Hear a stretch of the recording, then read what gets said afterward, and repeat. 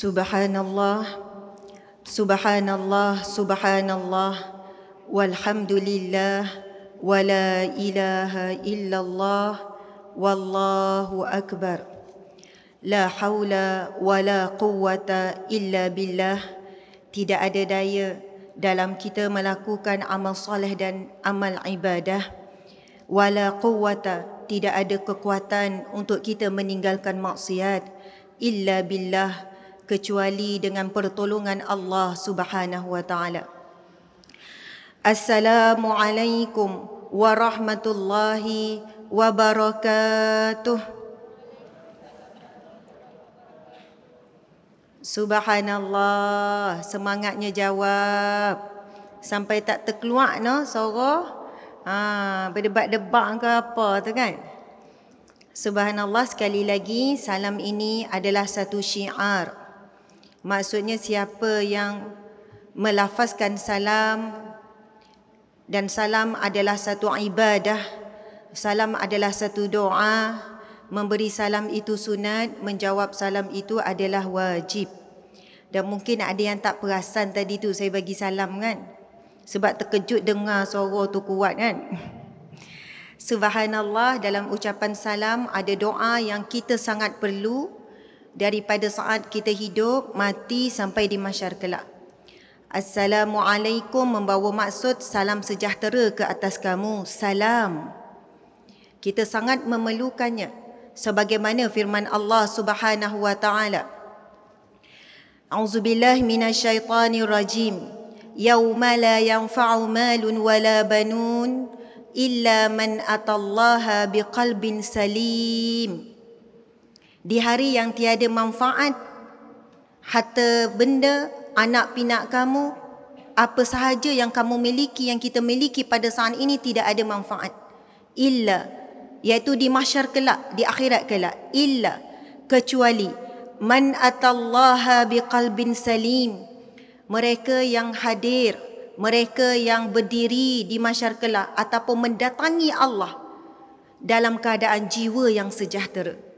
Jadi bila ucapan salam diberikan, salam sejahtera kepada kamu. Wa rahmatullah, rahmat Allah ke atas kamu. Wa barakatuh, dan barakah Allah ke atas kamu. Ketiga-tiga itulah yang paling kita perlu dalam sepanjang hidup kita. Perlukan keselamatan, kesejahteraan, zahir dan juga batin. Kita perlukan rahmat Allah. Rahmat membawa maksud pertolongan, perlindungan, jalan keluar daripada setiap kesulitan, belas kasihan Allah, pandangan Allah. Kita perlukan rahmat Allah, dan kita tahu kita tidak mungkin boleh masuk syurga Allah melainkan rahmat Allah. Namun untuk dapat rahmat Allah, sudah tentu wajib melalui amal saleh. Walaupun ada yang menyebutkan kita tak boleh masuk syurga Allah kerana salat kita, kerana puasa kita, kerana belum tentu diterima. Namun kita perlukan semua amal ibadah, amal salat ini untuk dapat rahmat Allah. Kerana itu bila Nabi balik daripada peristiwa Isra' Mi'raj, bila digambarkan tentang penghuni syurga, bila ditanya apakah amalan-amalan mereka, banyak di kalangan mereka amalannya yang kecil, yang manusia menganggap remeh, tetapi asbab perbuatan tersebut dia mendapat rahmat Allah.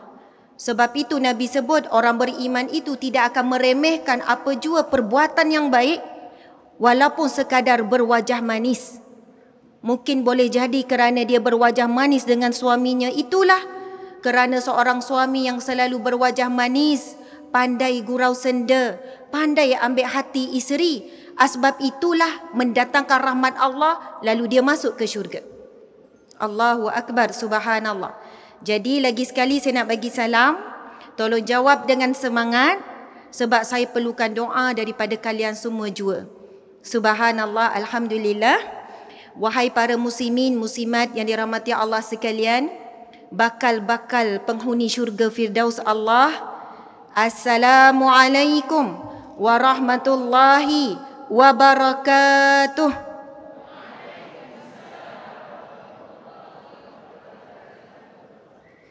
Alhamdulillah, alhamdulillahi rabbil alamin. Hamdan lillah, salatan wa salaman ala Rasulillah Sayyidina wa maulana wa habibina wa syafi'ina Muhammad ibn Abdillah wa ala alihi wa ashabihi awliyaillah. Subhanallah, kenapa tadi kita minta imam kita memulakan dengan selawat? Sebahagian alim ulama menyebutkan majlis ilmu bila kita mulakan dengan salawat, maka ia ibarat seperti kunci kepada pintu hati kita. Kita datang ke majlis ilmu dengan jiwa yang berkarat, dengan hati yang berbalut dosa. Lalu kita berselawat. Dia melembutkan hati kita supaya ilmu yang kita dengar bukan sekadar berdiam di hati dalam tempoh yang sekejap, tetapi ia memberikan kekuatan untuk kita beramal dengan ilmu tersebut.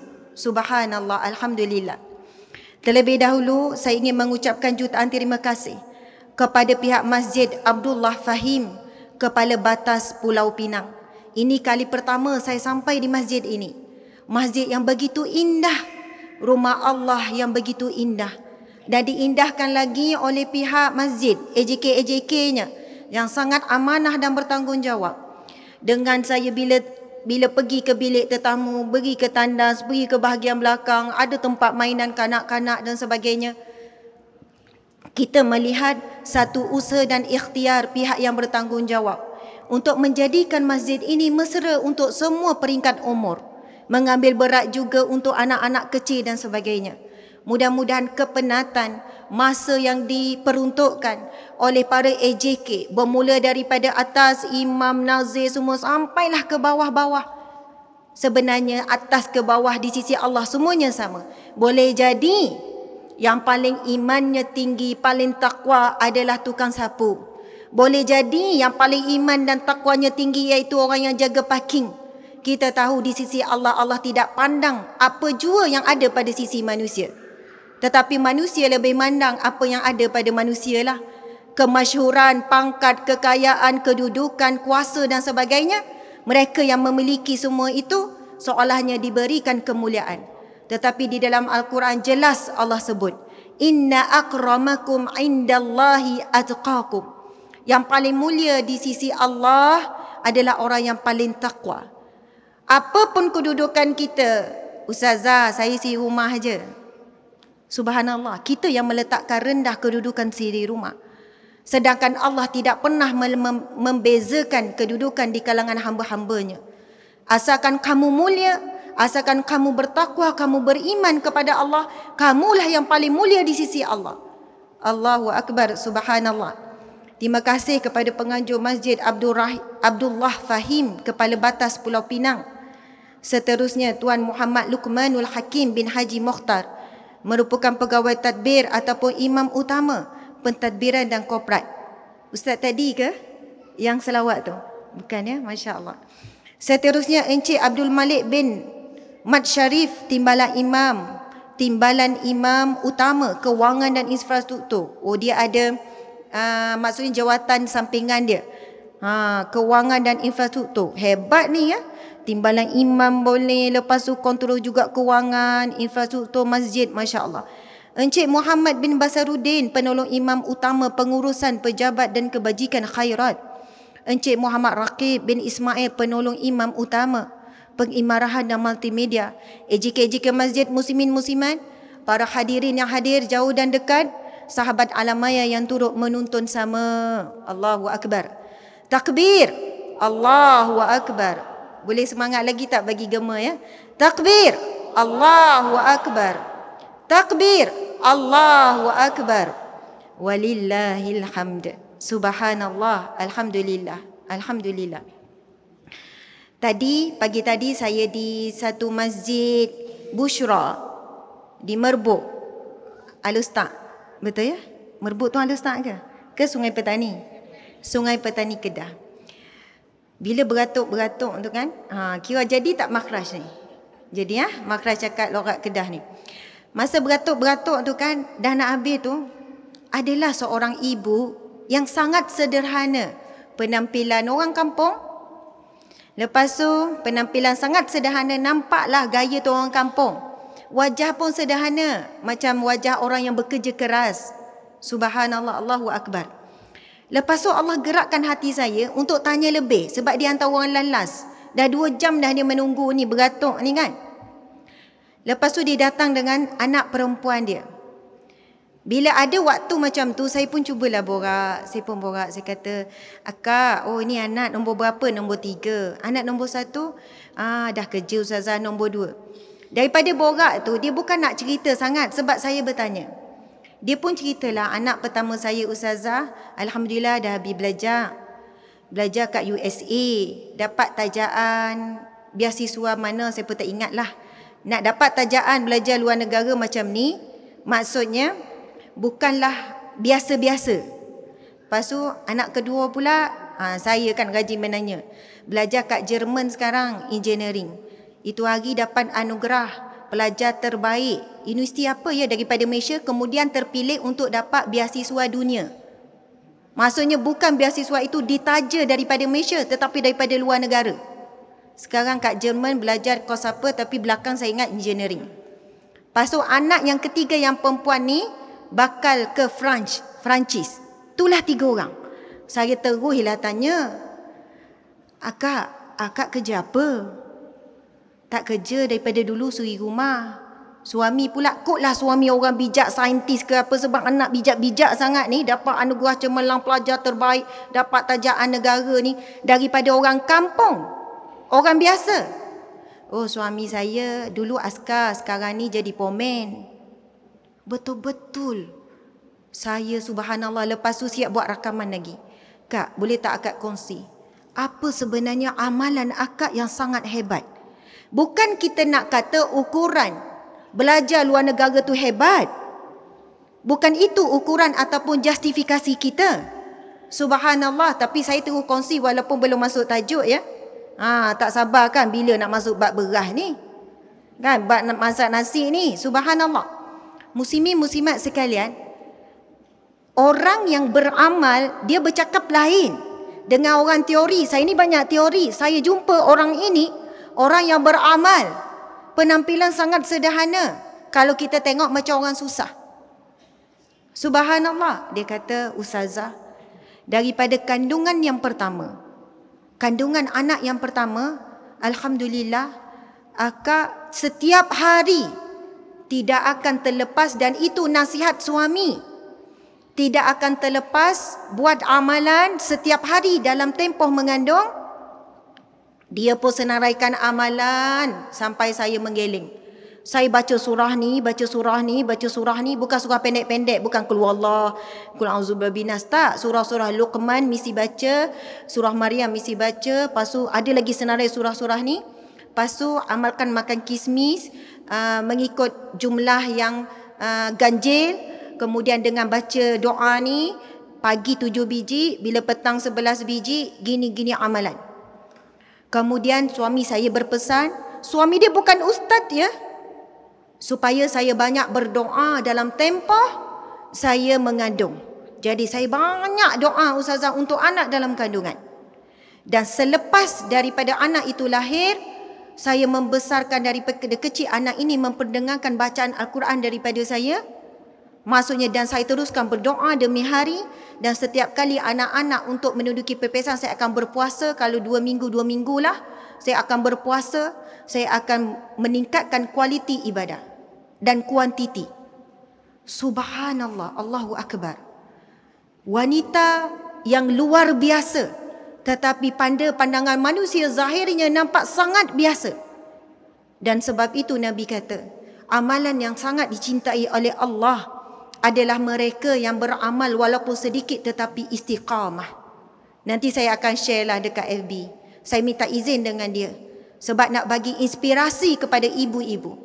Sebab itu untuk menjadi ibu yang misali, bapa yang misali, bukan kerana kedudukan atau pangkat tinggi ataupun mempunyai pendidikan yang tinggi, tetapi cukup mempunyai hati yang beriman, yang yakin dengan Allah. Kekuatan ibu ini bukan kerana duit dan kekayaan, tetapi menggunakan senjata yang disebut oleh Nabi, ad-du'a'u silahul mu'minin. Doa adalah senjata orang beriman. Bila sebut senjata, senjata ni kita boleh bayang pertahanan diri. Kenapa doa itu disebut sebagai senjata?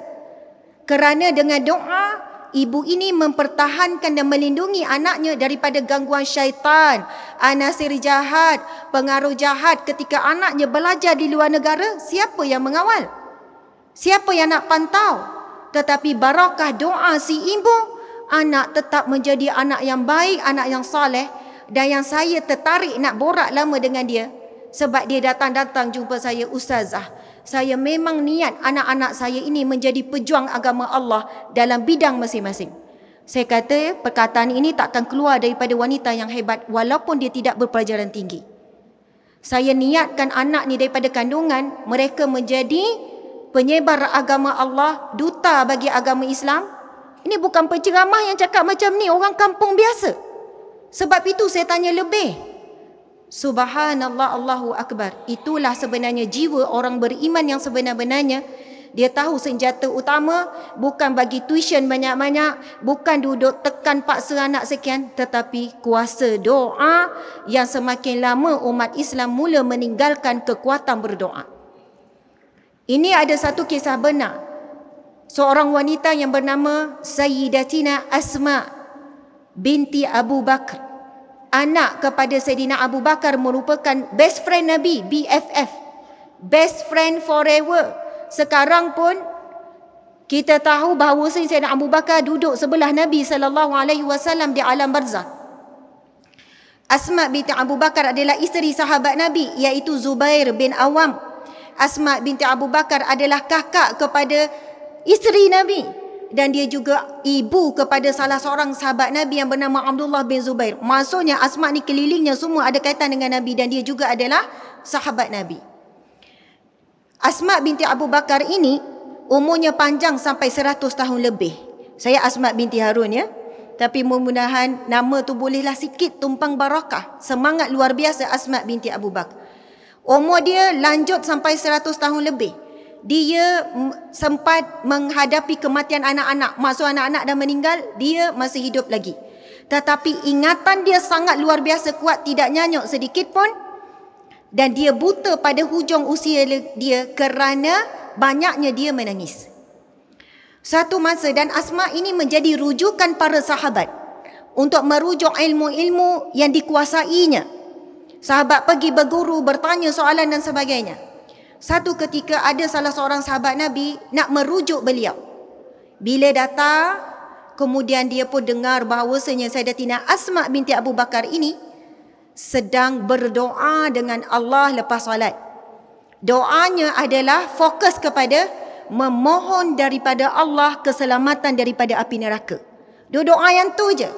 Mohon keselamatan daripada api neraka Allah. Dia tunggu tak habis-habis doa. Dah dia rasa lama sangat menunggu. Lalu dia berkata, maka aku memutuskan untuk pergi pasar dulu. Sebab dah lama nunggu ni. Asma tak habis-habis berdoa ni. Antara wanita kalau kita baca sirah, kalau kita baca sejarahnya, seolah tidak melakukan dosa. Ini di antara para wali Allah yang sangat dekat dengan Allah. Tapi minta selamat daripada api neraka, macam banyak buat dosa. Kita yang banyak buat dosa, tak ada jaminan syurga ni, minta selamat daripada api neraka Allah, selamba macam tu je. Selamatkan daripada api neraka Allah. Amin. Asma sambil minta, sambil menangis-nangis, bergetar-getar tubuh badannya terlalu lama. Lalu sahabat Nabi ni kata, aku lalu memutuskan untuk pergi pasar dulu, beli-beli barang dapur ke apa ke. Dan sebaik aku pulang daripada pasar, kemudian aku ingin bertemu dengannya, dia masih belum berhenti berdoa. Allahu Akbar. Satu akhlak yang sangat luar biasa. Sebab itu jauh sangat umat Islam pada hari ini dengan sifat para sahabat. Sekurang-kurangnya janganlah kita mempunyai sifat malas untuk berdoa, merupakan senjata. Dan Nabi sebut ad-du'a'u mukhul ibadah. Doa ini adalah kepalanya ibadah. Dan solat dari sudut lughah, dari sudut bahasa membawa maksud ad-du'a. Allahu Akbar. Subhanallah, alhamdulillah. Muslimin muslimat yang dihormati, saya bukan datang untuk mengajar. Saya memang tidak layak untuk berada di sini. Tetapi saya datang atas amanah, atas jemputan. Maka saya ditemani, dah suami dah hilang pula. Encik suami. Subhanallah, saya segan bila ada jemaah muslimin, encik suami teman saya di sebelah. Ya, tak apa. Gitu. Ini bodyguard ya. Subhanallah. Mahram. Masya Allah, encik suami ada di sebelah. Jadi ketenangan tu berdebar ni. Kerana sudah tentu di hadapan ini ramainya di kalangan orang yang alim, orang yang saleh, ahli ibadah. Allahu Akbar. Sebab itu saya datang adalah untuk perkongsian dan juga muhasabah diri sendiri. Dan kebanyakan apa yang disebutkan adalah ditujukan dan adalah keburukan diri sendiri untuk dibetulkan. Jadi subhanallah, saya mau izin kepada orang-orang alim yang berada di sini untuk meneruskan perkongsian pada malam ini yang membawakan tajuk beras kita beli, nasi kita tak nak. Suami cakap beras kita beli. Boleh tak suami-suami semua cakap beras kita beli? Lembut je kan? Memang saya diberitahu orang Penang ni memang lembut-lembut. Dia bercakap macam tak berapa dengar gitu. Masya Allah. Okey, kita dengar mana lebih kuat dia. Okey, belah perempuan pula. Nasi kita tak nak. Ui, malulah orang lelaki kalah dengan perempuan. Okey, orang lelaki tunjukkan kelakian sikit boleh tak? Beras kita beli. Dengar tu. Okey, dah sama level. Kita boleh mula ya. Tajuk ni memang unik. Kali pertama lah saya terima. Sampaikan sebenarnya saya minta PA tu minta bincang supaya tukar tajuk. Saya bimbang, takut orang tak datang bila tengok tajuk. Sebab beras kita beli, nasi kita tak nak ni sebenarnya gurau senda, hashtag orang muda dekat FB, dekat IG apa semua kan. Tapi rupanya orang Pulau Pinang luar biasa. Walaupun umur 60, 70, 80, sweet 70 kan, sweet 60 pun rupanya memang tahu pasal hashtag ni. Beras kita beli, nasi kita tak nak. Dia macam sebenarnya gurau senda kan.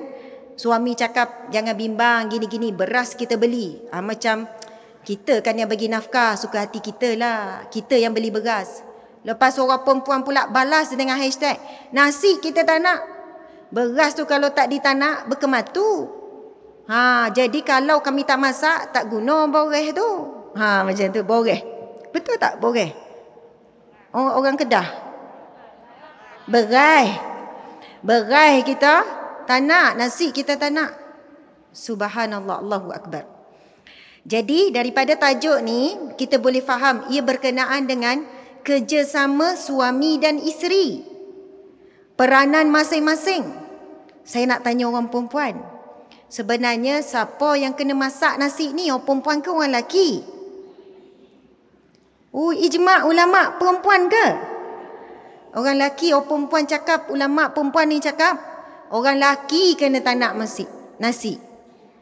Maksudnya, mereka beli beras dan mereka juga kena masak. Lepas tu kerja perempuan, mengketa darah. Makannya. Ya, betul. Okay, ayam mereka beli, lepas tu ayam mereka basuh. Lepas tu ayam mereka goreng. Kita tunggu nganga. Masya Allah, Allahu Akbar. Okey. Untuk mengupas persoalan ni, bersama dengan saya ada sebuah buku yang sangat menarik. Buku ni tak banyak pun tapi ada adalah dekat luar tu yang kita bawa, tim kita tak tahulah duduk mana. Nanti carilah gerai kita. Isteri bukan bibi. Isteri bukan bibi. Bila saya baca perbincangan dalam buku ni, walaupun nampak macam buku tu bukan ilmiah dia punya cover, tapi di dalam ini membawakan perbincangan 4 mazhab. Dan membawakan perbincangan penulisan kajian daripada ulama-ulama muktabar. Daripada kalangan ulama salaf ataupun ulama yang mutaakhir yang terkini. Dan saya rasa menjadi satu kewajipan. Masya Allah, ramai juga ya. Dalam FB dengan IG lebih kurang dalam 6,000 lebih, ni 5,000 lebih. Tetapi yang hadir ini dalam lebih kurang 60,000. Lagi ramai ni. Termasuk yang tidak dapat dilihat, mudah-mudahan para malaikat bersama dengan kita. Muslimin muslimat dimati Allah sekalian, buku Isteri Bukan Bibi, dia telah memberikan satu pencerahan yang sangat mendalam, membincangkan tentang urusan rumah tangga berkenaan dengan bahan mentah, sehinggalah bahan mentah itu siap dimasak untuk dimakan. Rupanya empat-empat mazhab membincangkan tentang perkara ni. Siapa memasak dan menyediakan makanan yang siap untuk dimakan, tugas siapa sebenarnya? Dan saya bukan bertujuan untuk mengeruhkan keadaan, supaya kita mempertabatkan syariat, dan kita tahu syariat dan juga adat sebenarnya boleh saling melengkapi. Syariat dan adat saling melengkapi. Dan kita tahu adat kebiasaan masyarakat Islam kita di Malaysia, Indonesia, Thailand, mungkin Singapura, maksudnya yang ada Melayu-Melayu ni, rumpun Melayu ni, kerja-kerja rumah lebih kepada tanggungjawab wanita. Manakala suami pula bertanggungjawab di luar rumah untuk mencari nafkah. Namun apabila berlakunya perubahan yang besar, wanita juga banyak berada di luar rumah mencari nafkah, mencari rezeki, maka berlakulah perubahan dari sudut perkongsian tanggungjawab. Perbincangan ini akan dikupas dengan penjelasan ilmiah, subhanallah. Jadi harap-harap tuan-puan boleh follow lah, boleh ikut. Sebab kebanyakan orang bila masuk ilmiah tu rasa berat. Tetapi insya-Allah platform pada malam ini akan dimanfaatkan supaya tidak lagi berlaku kekacauan dalam rumah tangga sebab suami isteri bagi duduk bergaduh. Beras saya beli, okey, nasi saya tak nak, okey. Ataupun masing-masing berebut mengatakan bahawasanya ini bukan tanggungjawab saya, itu tanggungjawab awak. Subhanallah, Allahu Akbar. Okey, insya-Allah muslimin muslimat dimati Allah sekalian, antara mukaddimahnya, pernikahan adalah satu ikatan janji, akad nikah yang telah mengikat seorang wanita kepada seorang lelaki yang sebelum ini dia perlu berbakti dan mentaati ibu dan ayahnya. Sebaik akad nikah, dia perlu berbakti khidmat kepada suaminya, dan suami juga perlu khidmat kepada isteri. Menariknya, para alim ulama juga menggunakan perkataan khidmat. Isteri ada kewajipan berkhidmat kepada suami, suami juga ada kewajipan berkhidmat kepada isteri. Bahkan di dalam satu hadis daripada Sayyidatina Aisyah radhiyallahu anha, bila Sayyidatina Aisyah ditanya, ya Rasulullah, ditanya, ya Aisyah, apakah yang Nabi buat kat rumah? Di rumah Nabi buat apa? Sayyidatina Aisyah menjawab, Rasulullah berkhidmat kepada isteri. Jadi pertama, betulkan, bukan isteri saja ada kewajipan khidmat kepada suami, suami juga ada kewajipan untuk khidmat kepada isteri. Sebab itu ikatan akad nikah itu adalah perjanjian yang dibuat dengan Allah. Bukan hanya perjanjian dibuat dengan ibu ayah wanita untuk dijaga isteri ni, tetapi perjanjian itu di dalam Al-Quran disebutkan adalah satu janji dengan Allah Subhanahu Wa Taala. Sebaik akad nikah, mereka berjanji untuk saling memberi khidmat, tolong menolong, at-ta'awanu 'alal birri wat taqwa. Tolong menolong dalam menguruskan urusan rumah tangga ataupun dalam memudahkan urusan amal ibadah dan juga amal soleh. Subhanallah. Dan kesilapan besar apabila kefahaman mengatakan bahawa bila akad nikah, kamu dah jadi isi orang ni, jadi kamu kenalah pandai urus rumah tangga. Betul, bukan tak betul kesilapan tu. Cuma kesilapannya adalah seolahnya bila je nikah, isteri ni diperlakukan seperti bibi, dia perlu buat semua kerja rumah. Seolahnya itu adalah pilihan, seolahnya tidak ada pilihan. Kalau isteri enggan buat, suami kata berdosa sebab itu tanggungjawab. Jadi ia bukan satu kontrak menukarkan isteri itu sebagai satu bibi. Minta maaf ya, bukan nak rendahkan kedudukan bibi.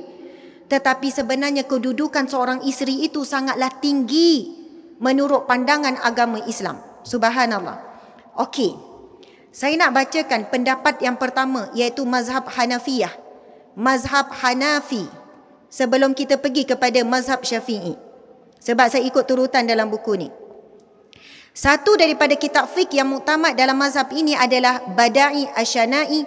Kitab ini disusun oleh ulama besar mazhab Hanafi, iaitu Imam Al-Kasani. Menyebutkan, sekiranya seorang suami pulang membawa bahan makanan yang perlu dimasak dan diolah, bahan mentah lah, namun isterinya enggan memasak atau mengolahnya, bawa balik gandum suruh buat donat ke, tapi isteri tak nak buat, maka si isteri tidak boleh dipaksa melakukannya. Si suami diperintahkan supaya membawa pulang makanan yang sudah sedia untuk dimakan. Subhanallah, kenapa lambat Ustazah tahu? Masya Allah. Ini pendapat yang masyhur, yang kuat daripada ulama besar mazhab Hanafi. Sekiranya suami bawa balik bahan mentah, kemudian isteri enggan. Bang, tak larat lah bang, malas lah. Walaupun sebab malas, enggan. Saya macam nak rehat-rehat lah. Tak nak lah. Maka suami tidak boleh dipaksa, memaksa isteri supaya melakukannya. Si suami diperintahkan, maksudnya si suami dikehendaki supaya membawa pulang makanan yang sudah sedia untuk dimakan. Kerana antara kewajipan suami adalah memberi nafkah makanan. Subhanallah, Allahu Akbar. Dan disebutkan oleh alim ulama, antara khidmat terbesar ataupun pahala yang sangat besar bagi seorang suami dalam sebuah rumah tangga adalah menyiap dan menyediakan makanan untuk ahli keluarga. Bukan semestinya masak, bawa balik makanan siap, tetapi yang diyakini halal dan tayyibah.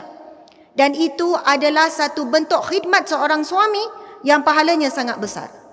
Baiklah, seterusnya dalam kitab Al-Fatwa Al-Hindiyah, ini juga di bawah imam besar dalam mazhab Hanafiyah, menyebutkan, sekiranya seorang isteri berkata, saya tidak mahu memasak dan membuat roti, maka dia tidak boleh dipaksa supaya melakukannya.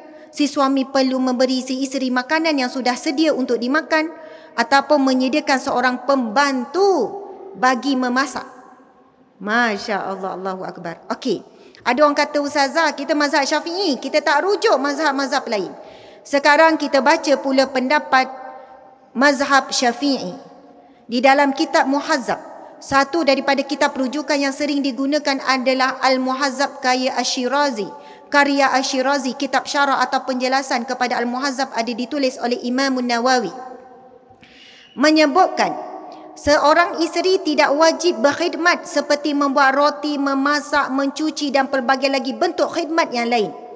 Ini kerana apa yang ditetapkan dalam pernikahan adalah istimta', iaitu kewajipan untuk memberi layanan hubungan suami isteri. Maka sebarang bentuk layanan lain adalah tidak termasuk dalam kewajipan, tetapi di dalam bentuk ihsan. Jika isteri melakukannya, diberi pahala yang sangat besar. Wanita sekalian muslimat, Masya Allah, kewajipan yang paling jelas sehingga akan mendatangkan laknat Allah. Dalam hadis yang sahih, wanita yang menolak ajakan suaminya untuk melakukan hubungan suami isteri, jika dia menolak tanpa alasan syar'i. Kalau sakit, suami paksa, berdosalah suami. Tapi jangan dibuat-buat sakit. Elok masa shopping sehat, segar, elok, tiba-tiba sakit pinggang lah, sakit kepala lah, sakit itulah, tai mengumpat, sakit tu tak ada. Sehat elok je. Allah Maha mengetahui. Kita benar tidak untuk memberikan alasan kerana laknat itu daripada Allah. Allah melaknat seorang wanita yang menolak ajakan suaminya daripada malam sehingga pagi. Dalam hadis yang lain, daripada start dia tolak sehingga dia menerima balik ajakan dengan taubat. Kalau dia tolak ajakan suami sebulan, sebulan dilaknat. Kalau mati dalam keadaan laknat Allah, bagaimana kedudukan wanita ni? Antara kewajipan paling besar seorang isteri, seorang wanita adalah membantu suaminya menundukkan pandangan terhadap wanita lain. Mengalihkan nafsu yang menjadi fitrah yang Allah ciptakan kepada lelaki dan perempuan daripada yang haram kepada yang suci dan halal.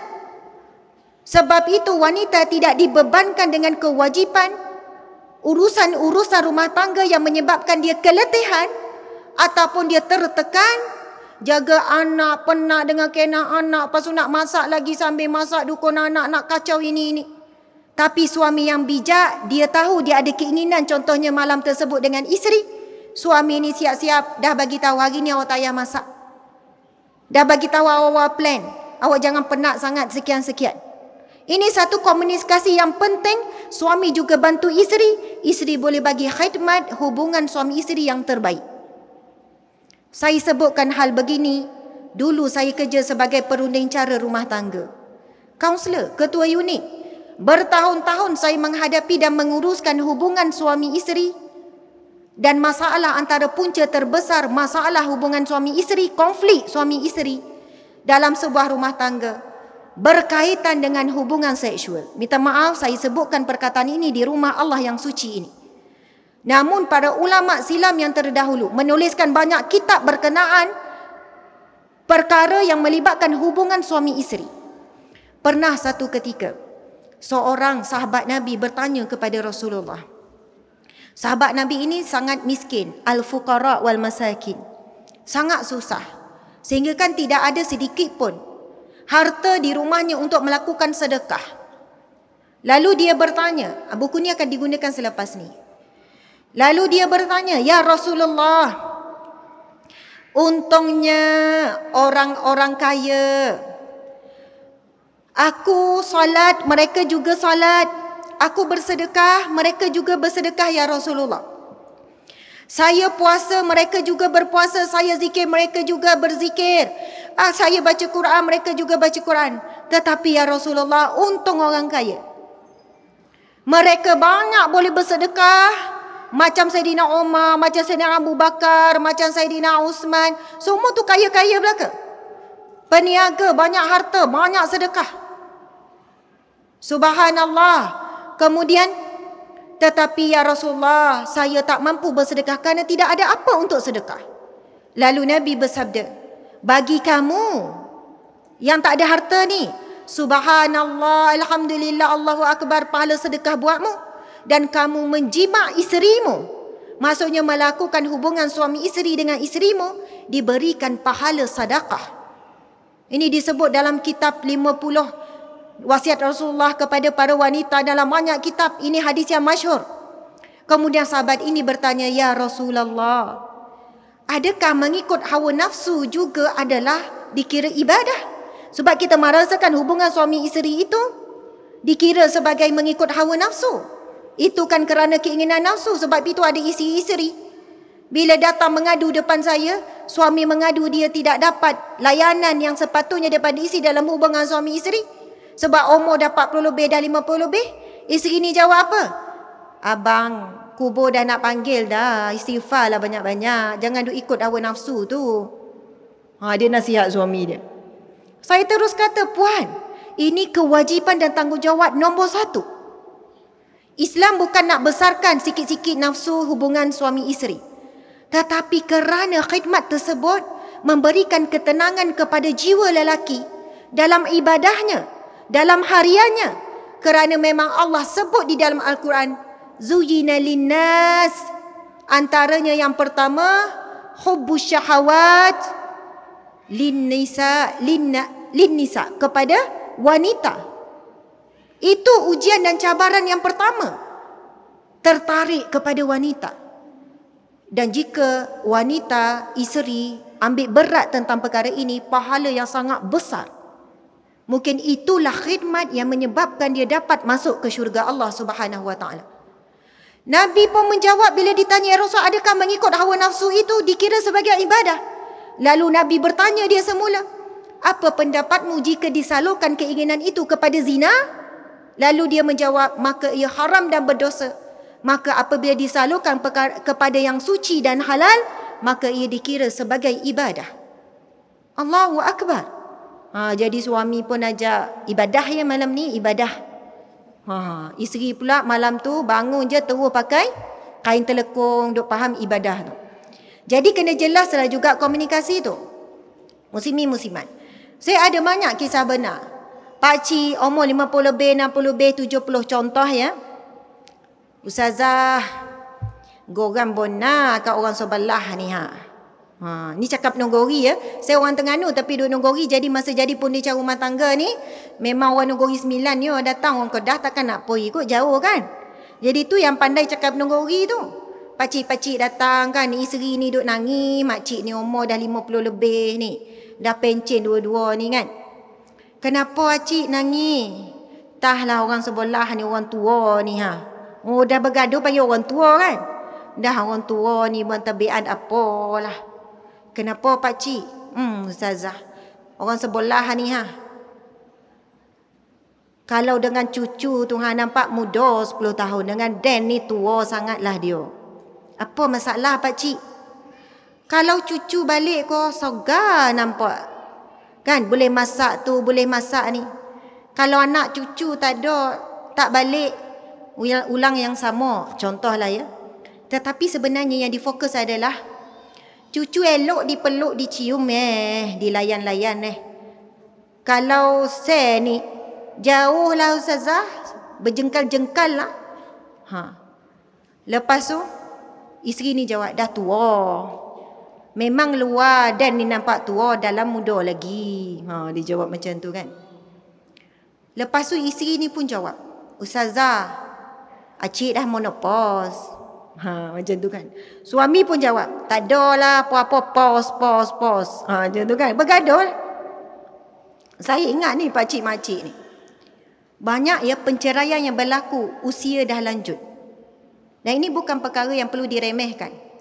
Sebab yang saya paling bimbang, muslimat sekalian, muslimin, saya nak sebut muslimat.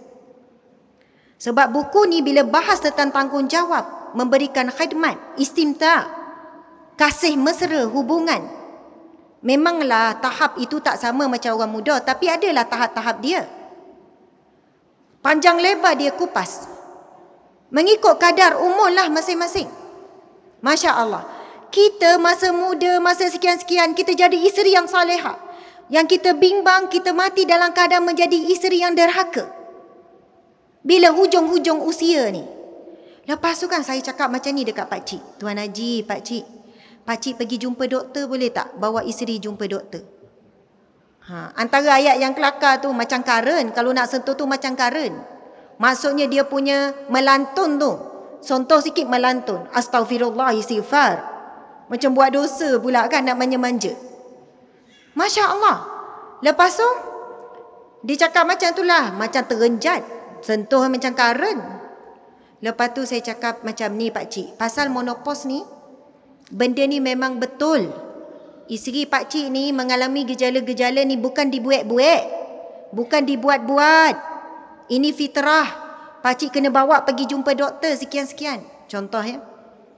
Kemudian pakcik ni pun ikutlah nasihat bawa jumpa doktor. Lepas tu saya sampai giliran 2 minggu lagi biasa temu janji akan jumpa. Telefon je pakcik. Assalamualaikum Ustazah. Ni Ustazah Asma ke? Sebab nombor telefon pejabat mesti dia ada. Yo. Kira tutup fail lah Ustazah. Dah selesai dah. Dah ada magnet dah sikit-sikit lah. Subhanallah. Belum tu karen kan. Adalah jumpa doktor. Doktor bagi pil hormon supaya stabil sikit. Betul lah. Rupanya dia ada masalah tu. Memang. Sebab itu perlunya ilmu. Bila ada masalah rujuk orang yang tahu. Allahu Akbar. Muslimin, muslimat dimati Allah sekalian. Okey, kita tengok. Mazhab Syafi'i pendapat yang kedua menyebutkan. Apakah suami wajib memberitahu isteri bahawa dia tidak wajib berkhidmat seperti memasak, menyapu sebagaimana mengikut adat kebiasaan? Kami menjawab pada zahirnya adalah yang pertama iaitu wajib. Jikalau tidak, dia seisteri akan menyangka bahawa hal itu wajib ke atasnya. Namun muslimin muslimat ada pendapat yang lain mengatakan bahawasanya masak buat kerja rumah itu adalah kewajipan isteri.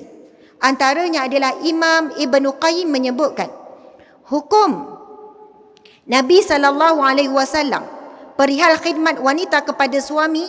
Ibn Hubayb berkata dalam Al-Wadihah Nabi memutuskan antara Ali dan Fatimah. Ketika Fatimah puteri baginda mengadu perihal keperluannya bagi mendapatkan seorang pembantu rumah, baginda menetapkan tugas di antara Ali dan Fatimah. Fatimah mengerjakan khidmat batinah iaitu khidmat di dalam rumah, manakala Ali mengerjakan khidmat zahirah iaitu khidmat di luar rumah mencari nafkah. Jadi ada hujah, ulama mengatakan memang urusan dalam rumah tangga itu adalah urusan isteri. Dan isteri melakukan, diberikan pahala yang besar umpama melakukan kewajipan. Bukan pahala melakukan perkara sunnah. Perkara sunat yang dituntut. Subhanallah. Begitu juga ada kisah Sayyidina Ali dan juga kisah Asma binti Abu Bakar yang melakukan kerja rumah sampai tangan mereka luka, ngangkuk air dan sebagainya. Masya Allah. Dan merujuk kepada fatwa Imam Al-Qardawi menyebutkan, sekiranya kita membaca kitab fiqh kontemporari hasil karya Dr. Yusuf Al-Qardawi, kita mendapati beliau kurang setuju dengan pendapat jumhur keempat-empat mazhab yang utama. Beliau cenderung untuk berpendapat selain daripada urusan seksual, wanita juga wajib untuk berkhidmat kepada suami dalam urusan yang lain. Pandangan beliau, wanita juga wajib memasak, menyapu, cuci lantai dan bersihkan rumah. Semua pekerjaan itu adalah sebagai imbal balik daripada nafkah yang diberikan suami kepada mereka. Tetapi Imam Syekh Yusuf Al-Qardawi menyebutkan, suami perlu beri tambahan nafkah umpama seperti upah.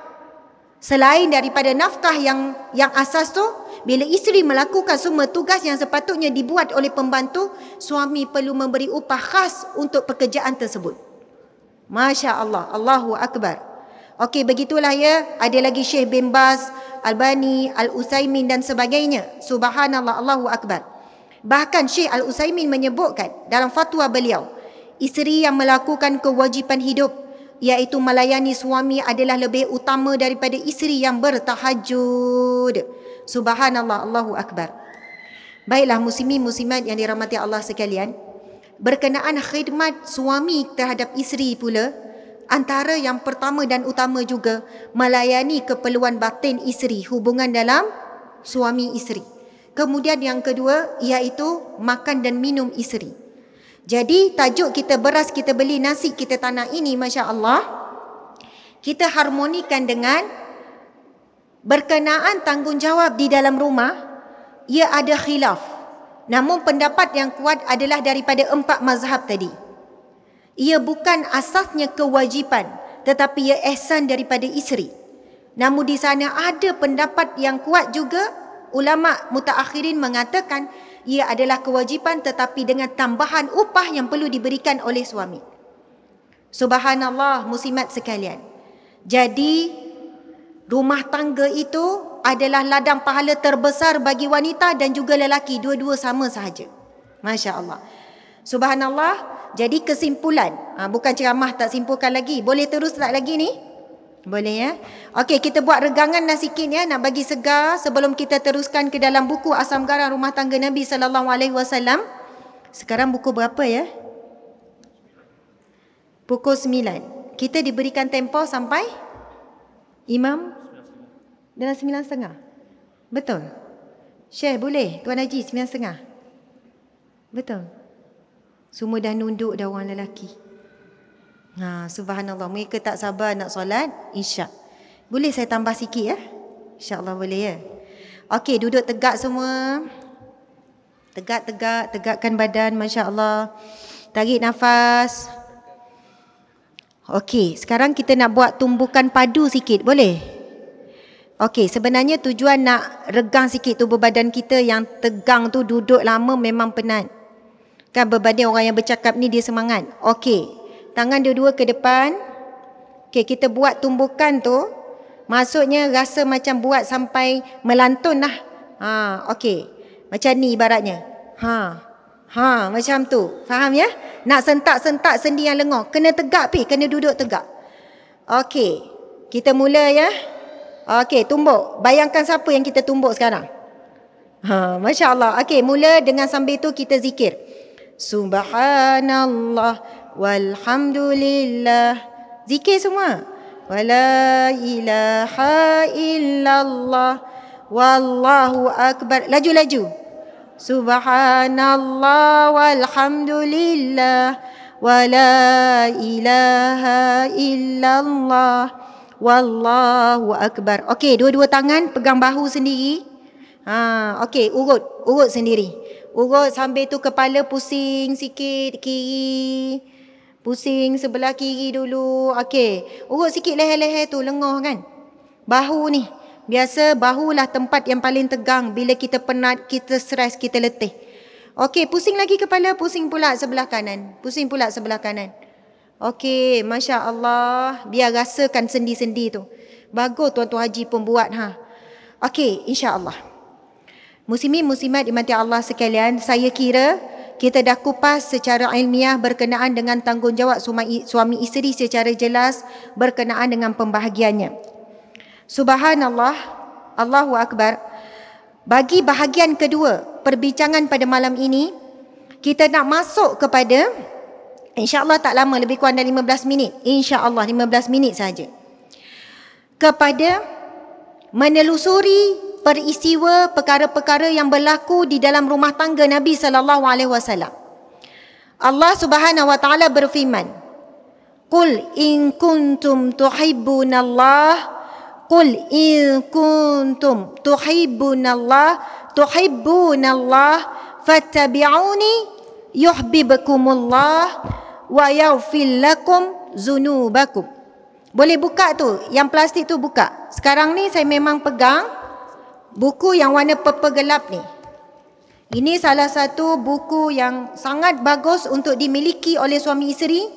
Asam garam rumah tangga Nabi. Dia ada 3 warna sebenarnya. Warna purple gelap ni. Buku yang kedua, himpunan kisah-kisah Nabi dengan isteri. Berkenaan himpunan kisah romantik. Kemudian buku yang kuning yang ketiga adalah himpunan kisah Nabi dengan anak, menantu, sepupu, sepapat, dengan cucu, dengan sahabat, maksudnya keluarga yang lebih besar. Dan buku warna purple ni saya memang tak cukup untuk semua, terhad sangat. Yang warna purple yang kalian pegang ini adalah himpunan kepada konflik dalam rumah tangga Nabi sallallahu alaihi wasallam. Semua rumah tangga ada ujian, ada konflik, termasuk dalam rumah tangga Nabi. Namun kisah yang dirakam di dalam buku ini nak memberikan kepada kita apa masalah yang berlaku pada hari ini sebenarnya telah pun berlaku di dalam rumah tangga Nabi, dan Nabi tunjukkan solusinya bagaimana cara untuk menguruskannya. Dan firman Allah yang kita bacakan tadi, katakanlah wahai Muhammad, in kuntum tuhibunallah, sekiranya kamu mencintai Allah. Allah perintahkan Nabi Muhammad berkata kepada kita umatnya, sekiranya kamu benar-benar mencintai Allah, fattabi'uni, maka ikutilah aku, yuhibbukumullah, nescaya kamu akan dicintai oleh Allah, wa yaghfir lakum dzunubakum, dan kamu akan diampunkan oleh Allah.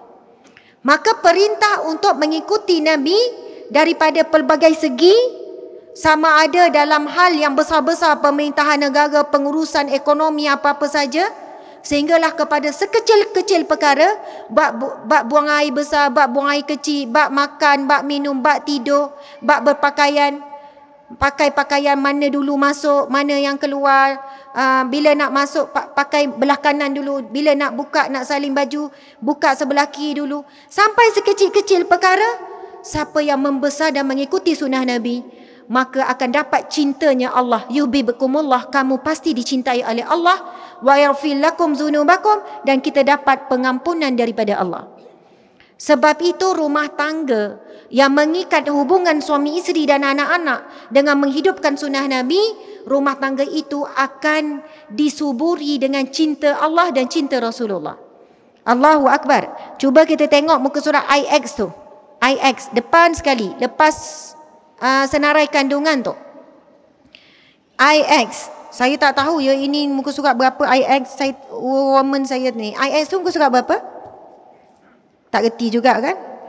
9. Ya. Allahu Akbar. Muka surat 9 IX tu.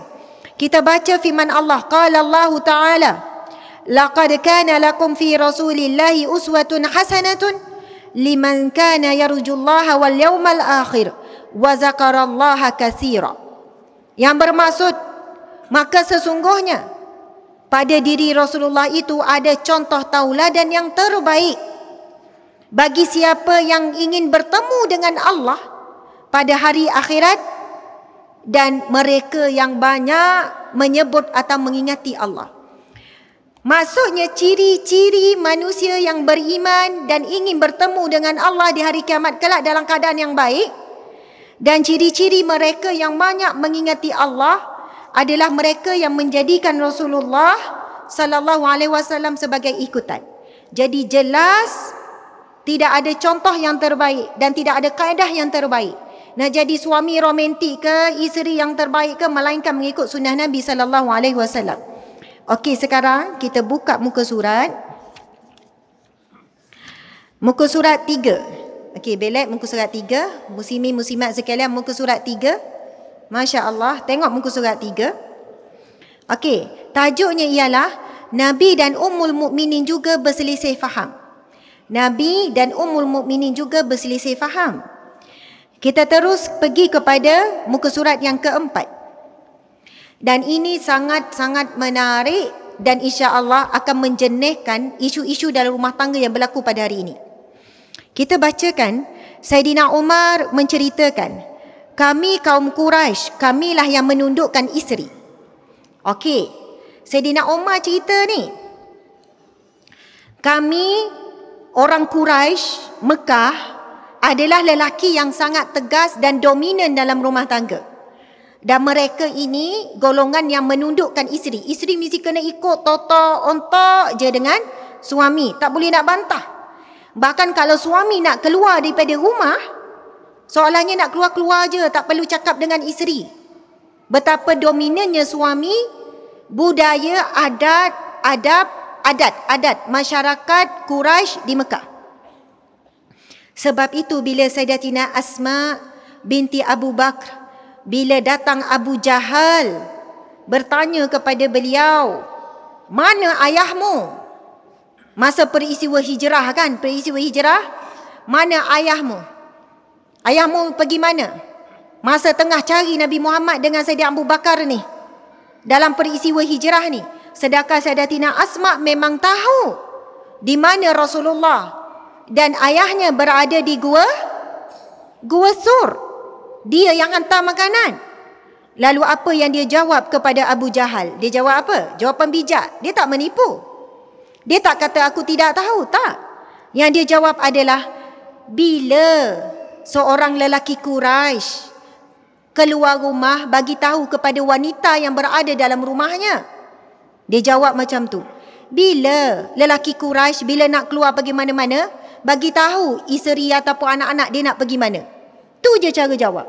Bila dengar jawapan yang begitu, terus ditampar sampai berdarah, telinga anting-anting tercabut. Masya Allah. Jadi kita perhatikan kata-kata Sayyidina Umar. Kami kaum Quraisy, kamilah yang menundukkan isteri. Namun apabila kami datang kepada kaum Ansar. Siapa kaum Ansar? Penduduk Madinah.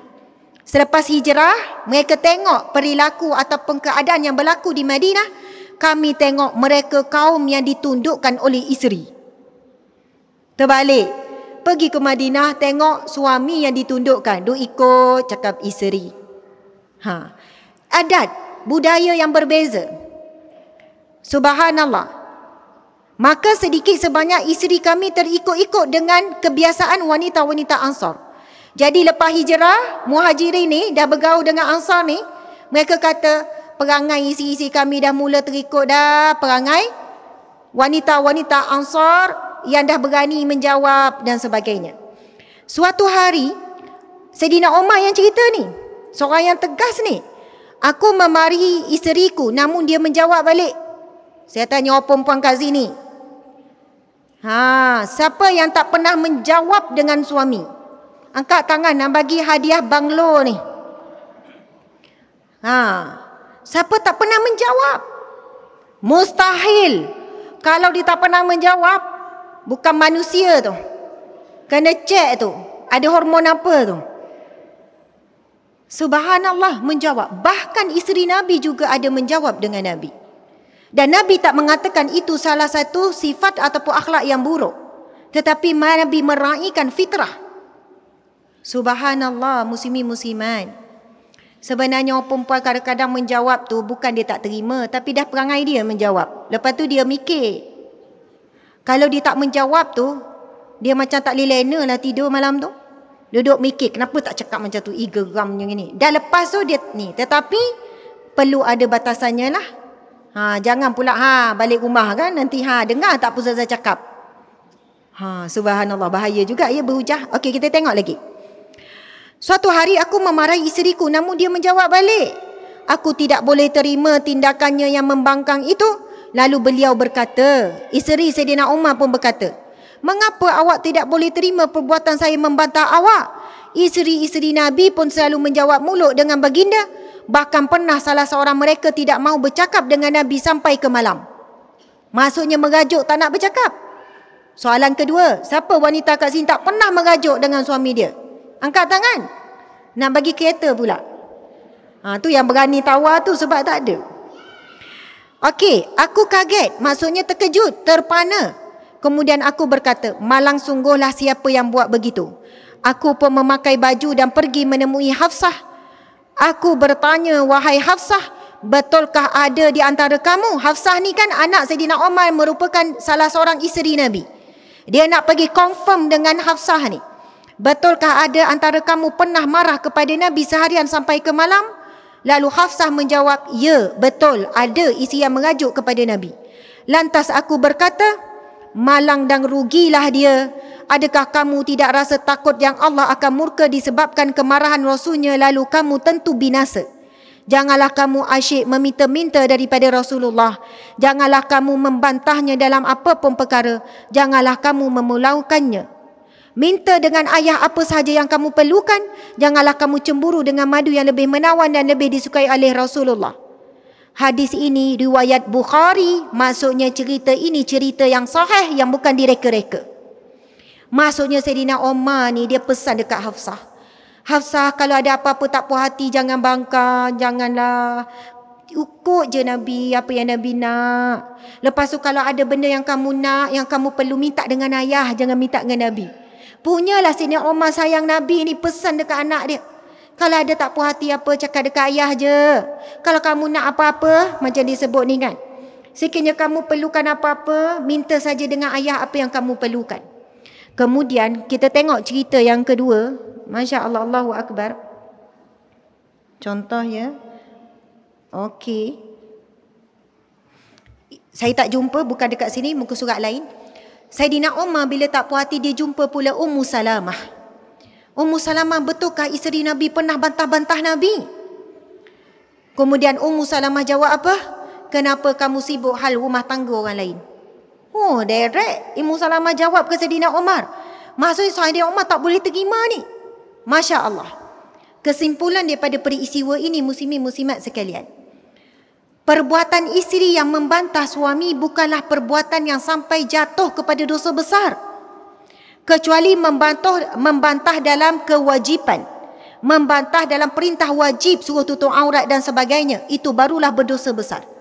Jadi itu adalah fitrah yang juga berlaku dalam rumah tangga Nabi SAW. Okey, sebab masa kita sudah time, Masya Allah. Sekarang cuba belek. Belek je. Belek. Tengok tajuk yang ketiga, isteri bangkang Nabi marah itu biasa. Muka surat yang ke-10, nanti balik baca kat rumah masing-masing. Kemudian muka surat yang ke-15, cuba kita tengok Aisyah meninggi suara dengan Nabi. Dan ini adalah riwayat Abu Daud daripada hadis yang diceritakan oleh seorang sahabat Nabi berkenaan Sayyidah Abu Bakar. Bila dengar Sayyidatina Aisyah ada tinggi suara kepada Nabi, Sayyidah Abu Bakar masuk dalam rumah, terus angkat tangan nak tampar anaknya Aisyah. Sebab rumah Nabi ni bukan macam rumah kita zaman sekarang. Kalau bergaduh dalam rumah, jiran tak dengar. Tapi zaman tu kita tahu kecil je rumah Nabi, bukan ditutup dengan pintu yang kemas. Nak katanya tinggi suara Sayyidatina Aisyah tu, sehingga kan duduk luar rumah terdengar. Tetapi ini bukan menceritakan aib ataupun keburukan. Allah izinkan perkara begini berlaku untuk menjadi satu tauladan kepada kita. Ini bukan tentang nak buka aib ibu ummahatul mukminat, kerana ini antara wanita yang paling utama di syurga Allah. Allahu Akbar. Kita tengok ya yang dituliskan. Sayyidah Abu Bakar melulu ke arah Aisyah untuk menamparnya. Beliau berkata, mengapa kamu meninggikan suara terhadap Rasulullah? Melihat keadaan itu, Rasul segera menahan beliau. Lalu beliau keluar rumah dalam keadaan marah kepada anaknya. Tatkala beliau keluar, Nabi bersabda, nah, tengok bagaimana saya selamatkan awak daripada seorang lelaki. Subhanallah, mulianya akhlak Nabi. Bila sahabat baiknya yang merupakan besan nak tampar anak dia sebab tinggi suara, dia bukan nambah-nambah, Rasulullah bukan nambah-nambah. Inilah perangai anak. Walaupun tu kawan baik Nabi, tidak. Nabi mempertahankan isterinya dengan pegang tangan Saidina Abu Bakar. Lalu Nabi sebut balik kepada Aisyah, ya Aisyah, lihatlah bagaimana aku mempertahankanmu daripada tangan lelaki. Allahu Akbar, subhanallah. Okey, kita belek lagi. Tengok muka surat 19, Nabi minta isteri tidak beri. Bila turunnya perintah Allah yang mengatakan bahawasanya kamu boleh bertangguh menggauli siapa sahaja yang kamu kehendaki antara mereka dan boleh menggauli siapa sahaja yang kamu kehendaki. Lalu ada seorang wanita bertanya kepada Aisyah, apa yang kau katakan kepada Rasulullah jika baginda minta izin? Jika baginda minta izin untuk tidak mahu menggaulinya. Lalu apa jawapan Aisyah? Aku katakan jika perkara ini terserah kepadaku, maka aku tidak akan utamakan orang lain berbanding diriku. Maksudnya ada perkara yang Rasulullah minta, Aisyah tidak beri. Maksudnya isteri ada hak melakukan hal demikian. Okey, kita tengok muka surat 21, Aisyah buat perangai untuk dapatkan perhatian Nabi contohnya, Masya Allah. Okey, sekarang kita langkah sikit tengok pada muka surat yang ke-25, kisah keluar malam-malam Aisyah cemburu. Tapi sebenarnya sahabat-sahabat yang mati Allah sekalian,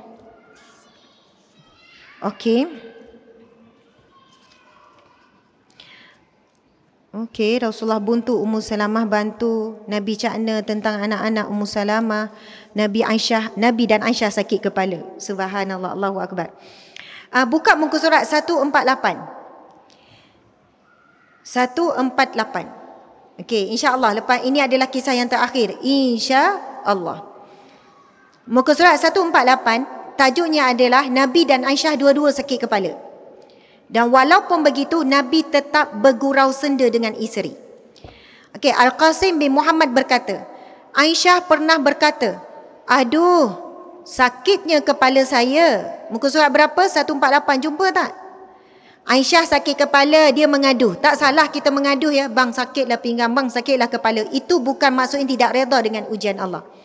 Aisyah pernah berkata, aduh, ini hadis sahih ya, riwayat Bukhari cerita ni. Aisyah pernah berkata, aduh, sakitnya kepala saya. Lalu Rasulullah pun bersabda, kalaulah awak mati sementara saya masih hidup, pasti saya akan mintakan ampun untuk awak dan mendoakan awak. Aisyah ni ngadu sakit kepala. Nabi pun kata, kalau awak mati saya akan doakan awak dan minta ampun bagi awak.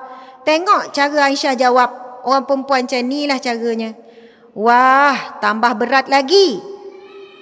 Awak memang suka kalau saya mati. Kalaulah betul jadi, mesti di hujung hari itu, awak terus bersama dengan mana-mana isteri yang lain. Oh perempuan, oh kalau saya mati dulu, teruslah awak cari bini baru ya. Macam tu kan. Maksudnya cara kita sekarang menjawab macam ibunda kita jawab. Tak lari, tu perangai orang perempuan. Bahkan isteri Nabi kata, wah berat ni. Awak memang suka kalau saya mati. Kalaulah betul jadi, mesti hujung hari. Maksudnya mati siang, mati pagi, petang tu dah cari bersama dah dengan isteri-isteri yang lain. Nabi lalu bersabda, sebenarnya pun saya pun tengah sakit kepala. Nabi cakap, saya hendak sangat hantar orang untuk beritahu kepada Abu Bakar ataupun anaknya dengan pesanan. Bijak Nabi. Maksudnya dia kata, sebenarnya saya pun tengah sakit kepala. Saya nak sangat hantar orang untuk beritahu kepada anak Abu Bakar. Siapa? Aisyah tu lah. Bukan Nabi kata saya nak sangat hantar orang nak suruh cakap dekat kamu, tak. Supaya bagi tahu kepada anak Abu Bakar tu. Bijak cara Nabi communicate kan. Biarlah apa orang hendak kata atau berangan apa sekalipun, namun saya pasti katakan, Allah enggan dan orang beriman juga menolak. Maksudnya Nabi kata dia takkan buat macam tu lah. Subhanallah, Allahu Akbar. Sebenarnya masa ni Nabi pun sakit kepala. Dan kita tahu sakit para Nabi berganda berbanding sakit kita orang awam ataupun umat. Pernah Nabi demam, sahabat Nabi letak tangan di atas selimut, terlapar panas sampai angkat balik tangan. Lalu berkata, ya Rasulullah, terlampau panas. Maksudnya pegang selimut tu, bahang tu sampai angkat tangan. Lalu Nabi kata, begitulah ujian para Nabi. Dan kepanasan demam Nabi, para Nabi, sekali ganda berbanding demam orang biasa. Kalau kita demam, berapa darjah Celsius? 40 contoh. Ibaratnya 80. Sekali ganda lagi, terlalu panas. Jadi bayangkan ketika Nabi sakit kepala, dengar isteri berceloteh dengan gaya macam tu, Nabi cuba berusaha menenangkan dan menjawab dengan cara bergurau senda. Allahu Akbar. Muslimin muslimat, subhanallah, kalau kita belek lagi dan sebagainya, nanti kan dekat luar sana ada buku warna merah ni tentang romantik rumah tangga Nabi SAW pun ada banyak sangat kisah-kisah yang membuatkan kita tersenyum dan menangis membaca perkara-perkara yang berlaku dalam rumah tangga Nabi SAW. Contohnya Nabi dan isteri berkongsi makanan, minum dan makanan berkongsi. Nabi akan minum, Nabi tanya, tadi minum kat mana? Aisyah mungkin cakap lah, minum belah sini. Kita kalau tanya, minum kat mana tadi? Belah sini. Okey, kita pun pusing, minum belah yang lain sebab rasa macam geli. Tapi tak, Nabi tanya tujuan Nabi nak letak pada bibir yang sama. Sama juga Aisyah cerita, bila makan daging, Aisyah gigit. Lalu Nabi tanya, kat mana tempat gigit tadi? Sebab Nabi nak gigit di tempat yang sama. Luar biasa romantik. Dan Nabi biasa menggunakan kayu sugi. Nabi minta Aisyah guna dulu, kemudian dibasuh, dan Nabi guna burus gigi yang sama. Siapa kat sini biasa berkongsi burus gigi dengan suami? Ada yang terus tutup muka. Ustazah, bolehlah sekali-sekala, tapi lepas tu rasa nak ataupun basuh bersih-bersih dengan sabun semua barulah.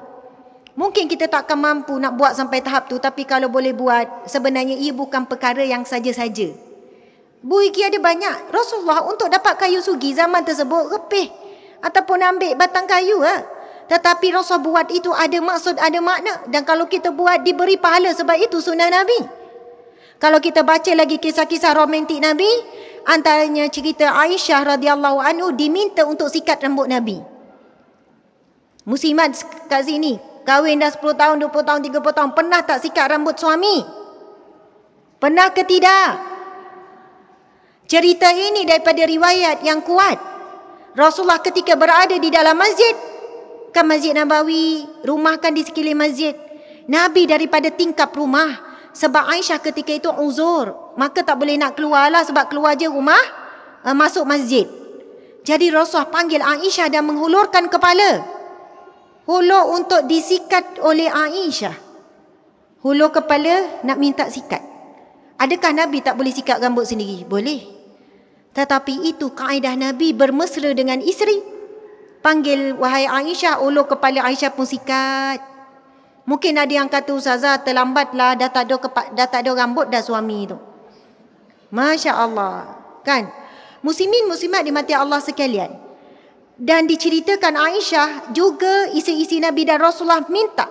Maksudnya dalam melayani suami ataupun isteri, boleh suami ajar. Tolong sikat rambut. Minta. Kalau suami isteri tu tak reti nak layan, suami ajar. Tolonglah ambil, bagi sikat ni. Sikat Zat. Kenapa? Buang tabiat ke ni? Bukan buang tabiat. Ini sunnah Nabi. Subhanallah, isi pun sikat. Menangis suami. Terharu. Dah dekat nak mati dah. Umur dah tua dah. Kubur dah panggil dah. Baru dapat amal sunnah Nabi. Sebab kita tak biasa buat sunnah Nabi sampai buang tabiat, kita kata. Lepas itu dipakaikan minyak wangi. Sayyidatina Aisyah cerita, kami para isteri biasa memakaikan minyak wangi kerana Nabi minta.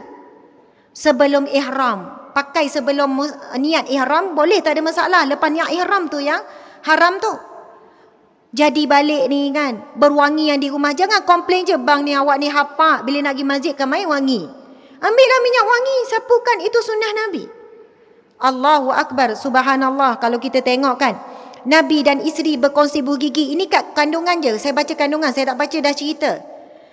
Nabi tidak pulang mengejut. Nak balik jangan mengejut, wahai para suami. Sebab itu adalah akhlak Nabi. Sebab sekarang lagi mudah. Ada telefon. 10 minit lagi saya sampai ya. Supaya isteri dapat bersiap-siap. Tukar baju ke yang patut kan pakai gincu ke, pakai minyak wangi. Kalau tak minyak wangi cap ikan goreng. Jadi suami cakap elok-elok, cakap bagi tahu berapa minit lagi nak sampai apa semua. Itu adalah satu bentuk akhlak Nabi SAW. Kita tengok Nabi pun guna panggilan singkat. Nabi tanya khabar isteri setiap hari. Subhanallah. Nabi sikatkan, isteri sikatkan rambut Nabi. Aisyah pakaikan wangian bersama sebelum pergian lama. Bahagia tidak tunggu rumah selesa. Nabi rawat isi sakit. Nabi kalau isi sakit memang Nabi rawat. Nabi lapkan badan, Nabi bacakan doa, Nabi sediakan makan untuk isteri. Nabi ajak sembang. Nabi suka borak dengan isteri. Sampai Nabi pernah cerita-cerita yang panjang tentang 11 orang wanita. Panjang cerita dia. Jadi siapa yang nak jadi suami seperti Nabi sehingga dapat cinta Allah, dapat pengampunan Allah, kena belajar banyak, kena beramal. Sebab orang lelaki kadang-kadang berat mulut dengan isteri. Bila balik rumah bawa 3 patah ya.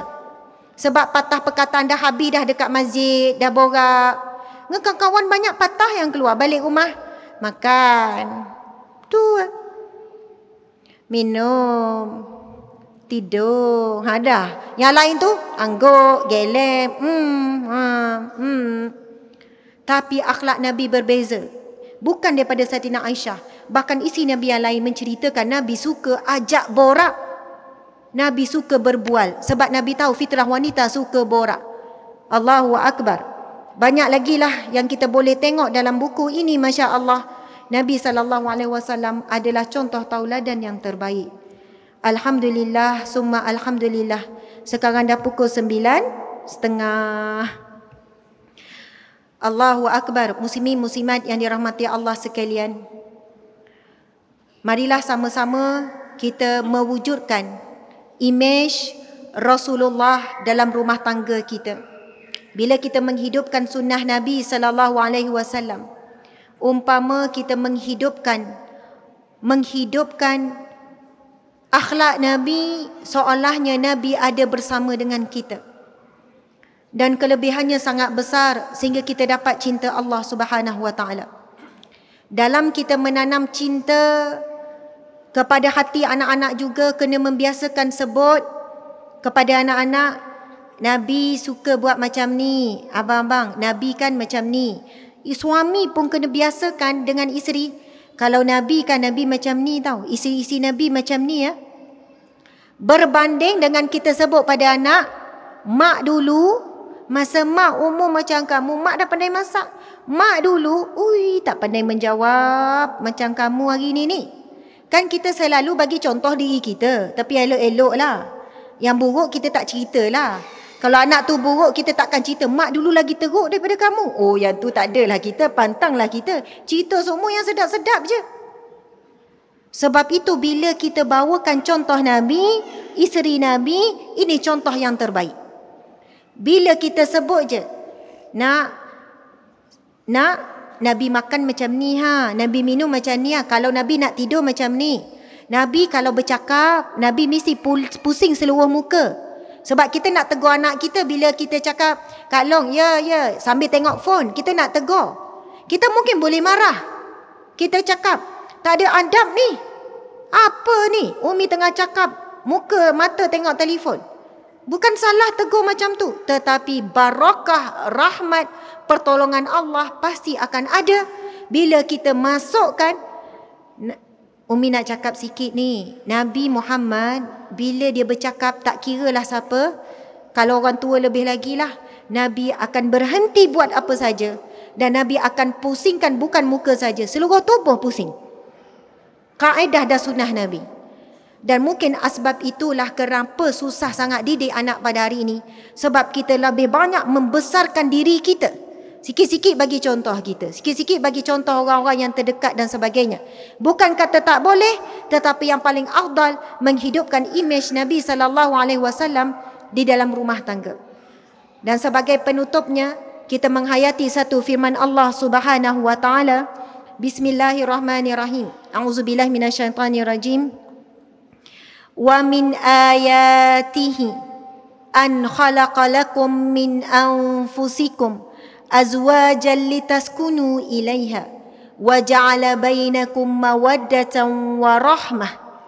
Sadaqallahul azim, yang bermaksud di antara tanda-tanda kebesaran Allah, kehebatan Allah, kemuliaan Allah, keagungan Allah, dijadikan daripada diri kamu pasangan, litaskunu ilaiha, supaya kamu tenang dan tenteram kepadanya. Wa ja'ala bainakum mawaddatan wa rahmah, dan dijadikan di antara kamu ini mawaddah, rasa cinta, sayang, warahmah, belas kasihan. Ada rumah tangga yang ada tiga-tiga, sakinah, pandang sejuk hati. Tapi ada rumah tangga tak ada dah sakinah. Bila tengok pasangan, panas hati. Awal kahwin, bang, kenapa lambat awak balik? Dah lama-lama, kenapa cepat sangat balik? Dah terbalik kan. Ada tak ada sakinah? Nabi kata, Allah berfirman, wa ja'ala bainakum mawaddah, kasih sayang. Ada rumah tangga dah tak ada kasih sayang, tetapi masih ada rahmah, iaitu belah kasihan. Saya percaya, dan memang ini adalah syarah daripada alim ulama juga, walaupun dah tak ada dua, dah tak ada sakinah, dah tidak ada kasih sayang, tapi jika ada salah satu daripada ini pun ada rahmat belah kasihan. Ustazah, saya bertahan dalam rumah tangga sebab kesian kat dia je. Kalau ikutkan hati, sayang tu memang dah tak ada perasaan, tapi kesian je. Kesian anak-anak, kesian dia tak ada orang nak urus, kesian nanti dia malu, kasihan. Maka insya-Allah rumah tangga ini masih lagi boleh bertahan dengan tali yang terakhir ini. Jadi mudah-mudahan rumah tangga kita memiliki ketiga-tiganya, kerana inilah rumah tangga yang akan wujud di syurga kelak. Itulah keinginan kita untuk bersama sekeluarga di syurga Allah. Bismillahirrahmanirrahim. Allahumma ja'alna min ahli jannatil firdaus bighairi hisab wa ghairi azab, wa la taj'alna min ahli nar. Ya Allah, golongkanlah kami di kalangan ahli syurga firdaus-Mu ya Allah, tanpa dihisab, tanpa diazab, sekeluarga ya Allah, bersama dengan ibu bapa kami, adik-beradik kami, anak cucu zuriat keturunan kami, pasangan-pasangan kami ya Allah, sahabat-sahabat kami, seluruh umat Islam ya Allah. Golongkanlah kami di kalangan hamba-Mu yang akan dimasukkan ke dalam syurga firdaus tanpa dihisab, tanpa diazab, dan janganlah Engkau campakkan kami ke dalam api neraka-Mu ya Allah.